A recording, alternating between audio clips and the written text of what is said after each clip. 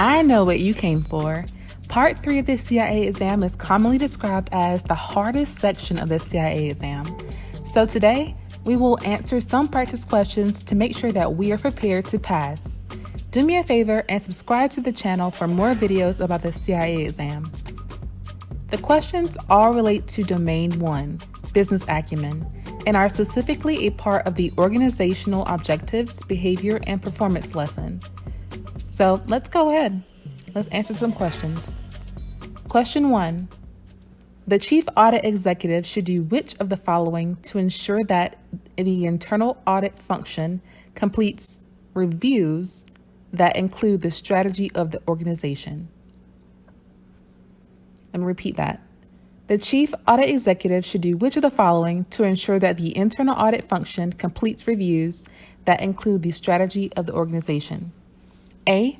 Approve the final strategic plan each year. B. Align the organization's risk-based audit plan with the organization's strategy. C. Attend strategic planning sessions. D. Set the risk appetite for the organization's departments. Choice A is incorrect because yes, the CAE or Chief Audit Executive should attend strategic planning sessions, but doing so does not guarantee that there's a review of the organization's strategy. Choice D is incorrect because setting the risk appetite for the organization is the responsibility of the board and senior management. The Chief Audit Executive should never do this as it threatens his or her independence. Choice C is incorrect because the Chief Audit Executive or designee should attend these sessions, but doing so does not guarantee that there is a review of the organization's strategy. So the correct answer here is B. Aligning the organization's risk-based audit plan with the organization's strategy ensures that reviews of the organization's strategic planning process are part of the audit plan. Moving on to number 2. A balanced scorecard allows an organization to evaluate the following measures: A. Qualitative. B. Quantitative. C. Financial and non-financial. Or D. Dashboard. This is what is so tricky about the CIA exam. There are plenty answers here, but we're looking for the best answer. Yes, a balanced scorecard evaluates both qualitative and quantitative data. However, there are more options, or there's another option that is the best answer. Of course, D is not the correct answer because a dashboard is not a type of measure per se. It is a tool that simply presents key performance measures. So the correct answer here is C. Balanced scorecards include both financial and non-financial measures in areas such as financial performance, return on sales, employee retention, and customer satisfaction. Number 3. Of the following, which is an example of extrinsic motivation? Of the following, which is an example of extrinsic motivation? A. The feeling of pride once a project is complete. B. The enjoyment of completing a project. C. Relief that a job has been completed. Or D. Receiving recognition from the vice president for a job well done. The key word here is extrinsic. Remember, intrinsic motivation refers to an inner or inherent motivation for doing something. It personally satisfies or encourages you. Extrinsic motivation refers to performing an activity or exemplifying a behavior because you may get punished or rewarded by some external or outside party.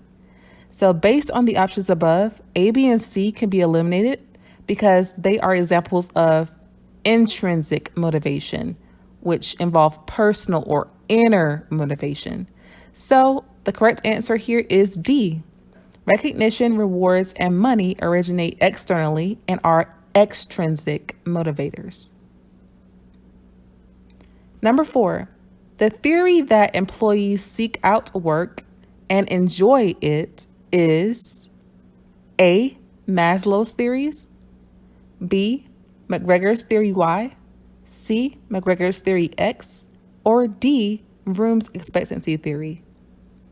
the theory that employees seek out work and enjoy it.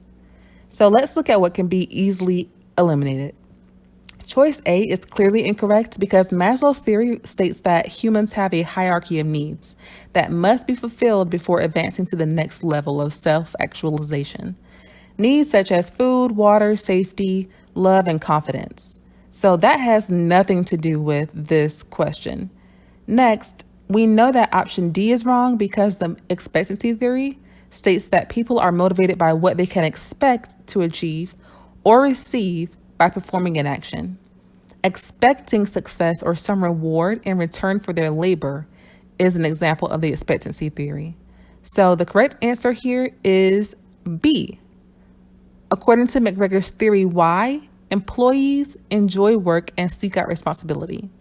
Now, there's a good way to differentiate between theory X and theory Y, at least the way I memorize it is that theory X, think of X as in negative, being X being negative.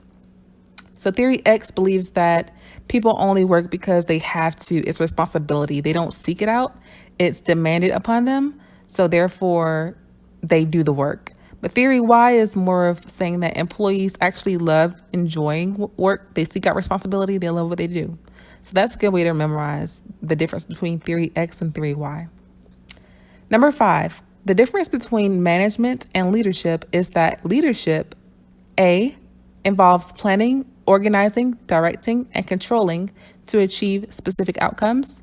B, promotes organizational stability. C, involves leveraging one's influence to attain the goals of an organization. D, focuses on the organization's mission. So this one is asking us about leadership, not management. If you have read about the difference between management and leadership, then you will know that every leader is a manager, but not every manager is a leader. Let me repeat that. Every leader is a manager, but not every manager is a leader. So management's power comes from that defined position that they hold, that span of control that they have. But a leader's power stems from personal sources that are not attributed to an organization. So things such as personality or personal values and charisma make you a leader. So the correct answer here, based on the options, is C. Involves leveraging one's influence to attain the goals of an organization. Leadership involves using personal influence to attain an organization's goals. If you made it this far, subscribe to the channel and comment below, I made it. Make sure you subscribe. We are on the journey to 1,000 subscribers. So see the description box below to find out ways that you can support the channel. I hope that this study session helped you learn more about organizational objectives, behavior, and performance, and will help you fly through Domain 1 Business Acumen questions on Part 3 of the CIA exam. Share this video with others who you know are also studying for Part 3 of the CIA exam. As always, stay blessed and stay bossy.